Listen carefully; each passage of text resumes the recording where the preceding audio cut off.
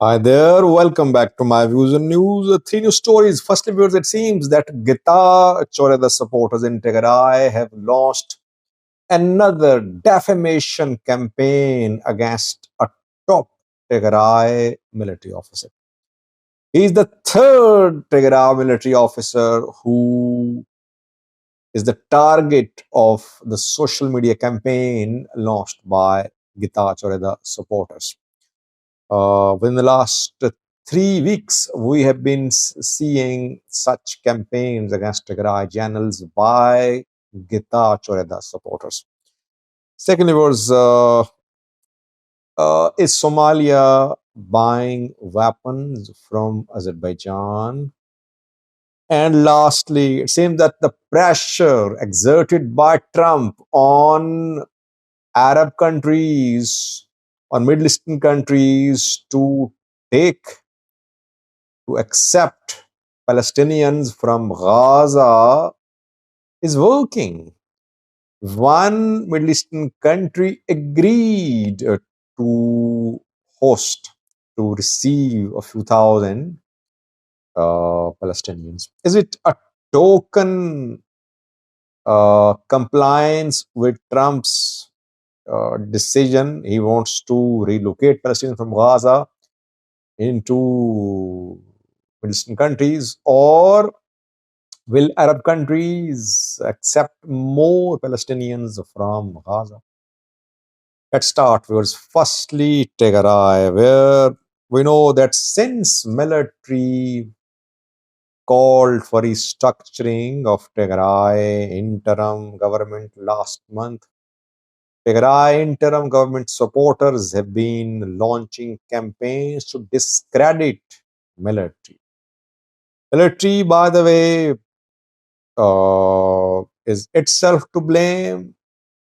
It stuck its neck out. It should have remained impartial. It made itself controversial. It made itself partial. Gidacho supporters are now trying to tarnish the image of main Tigray channels. Military backed Debrecen wing in its statement around 3 weeks ago. It backed the Congress held by TPL at Debrecen. So that made military controversial. Military called for restructuring of Tigray government, which means dismantlement of Tigray government, removal of Gita Chorda. That is why Gita Chorda supporters, they have launched a campaign. They targeted Migbe, if you remember. They tried to make him controversial, saying that Migbe is turning into a hardcore supporter of TPLF Debrecen wing. Then they chose Varade, and they claim that Varade wanted to be the president of the region, and the man is corrupt. He's trying to save his properties, the illegally looted wealth he's trying to save. They accused Migbe of buying a property in the UAE. I did a video on that. Then I had another video. I shared an update with you from Migbe side too. Now these Gitacho supporters have launched a campaign against John Medid, another senior Tigray military officer. They are claiming that John Medid is backed by Monjorino and Sebbat Naga. And Sebbat Naga and Monjorino want John Medid to be the chief of staff of the military. Medid is trying to remove Varede from interim government, and he wants himself to be appointed as the head of military. And they are claiming that Madid is a loyal and strong supporter of TPLF, the Debrecen wing, in his statements at meetings, army meetings. He has been supporting TPLF. I only have one official statement of Madid in which he criticized both groups of politicians. He threatened them, rather. He said, don't cross red lines. If you cross red lines, Tigray military won't stay silent. It will take action. That statement was a little inclined towards support for the Debretsion, but it wasn't a total rejection of interim government. I don't know what happens at meetings, but the Getachew supporters are trying to discredit John Medid.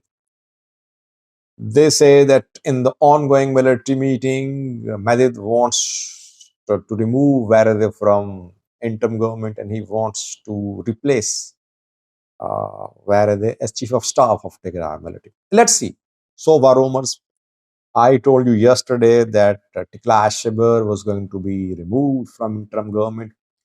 So far, no decision. I informed you a few hours ago that Tikla Asheber was going to be removed from interim government. But so far, no decision has been made. It means no statement has come. It means that discussions are still ongoing. Tigray military wants to create consensus internally before making big decisions because removal of the clash or removal of Vared and Fisseha could be big decisions. We'll have to wait to see. But campaign by Getachew supporters against Medid it's very visible.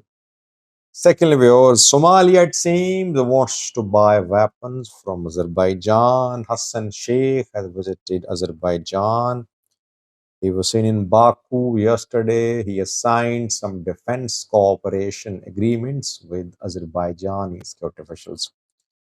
Azerbaijan supplies weapons to different countries, to Nigeria as well. It receives weapons too. It imports weapons mainly from Israel and Turkey. Turkey helped Azerbaijan a lot during Azerbaijan-Armenia war of 2020.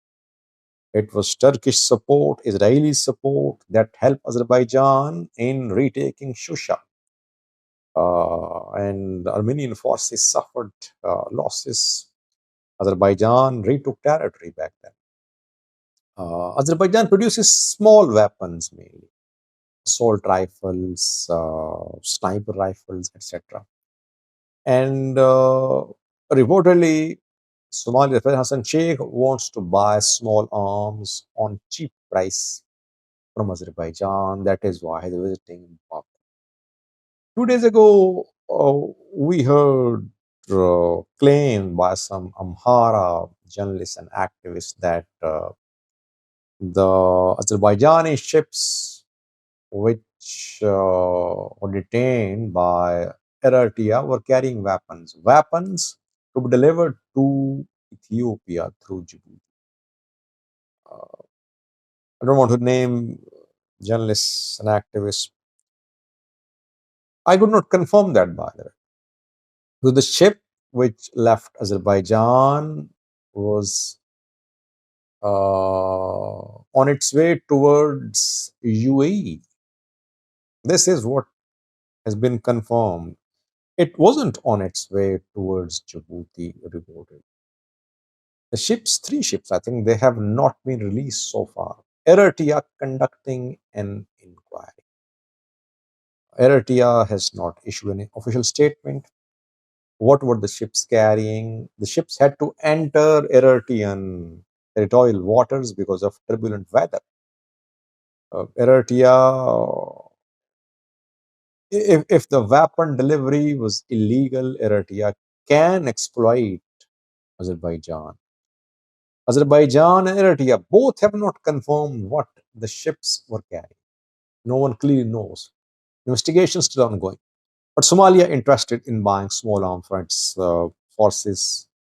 Hassan Sheikh is trying to build military. He needs to build military. Somalia needs to have strong federal military. Regional, regional governments are very strong and they're making decisions, making federation very weak. Hassan Sheikh will have to choose the path of reconciliation, dialogue. At the same time, he should establish strong military. Well, viewers, pressure exerted by Trump on Middle Eastern countries seems to be working. Jordan has agreed to receive some Palestinians from Gaza.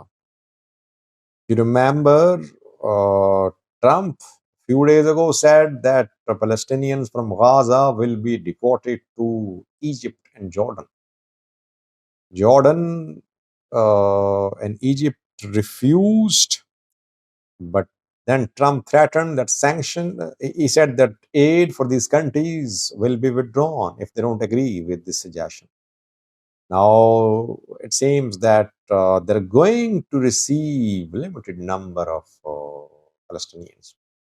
Jordan has announced to receive over 2,000 Palestinian children who are sick, in need of treatment.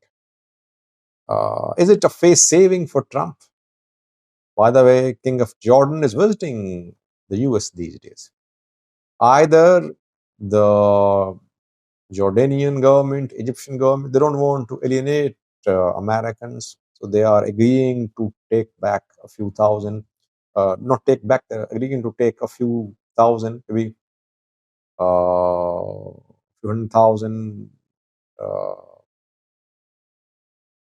people from Gaza, or they have given in to the pressure. Let's see. So far, talks ongoing, but it seems that American support for Egypt and Jordan matters a lot for them. And that is why they will agree to take some Palestinians. And US has been considering the relocation of Palestinians to Morocco, Puntland, and Somaliland too. Because if Jordan and Egypt take a few thousand, it does not mean that they can accommodate all the Palestinians of Gaza. US will have to first get the willingness of Palestinians to, do they want to be relocated from Gaza? Why is that Arab countries, Middle Eastern countries are unable to take one position on this issue? Because they're divided. All of them in need of US support. Why? Because internally, these countries, these leaders never created democratic societies. They're afraid of their people. They rule with an iron fist. They deny basic rights to their people. They have money, but they deny rights to their people. Monarchies are all over Middle East. And they know that if they oppose Americans, Americans won't support them, and there could be movements against them, and they won't be able to get security support, weapons, etc. from America. They're scared of their own people, I believe. Thanks for watching.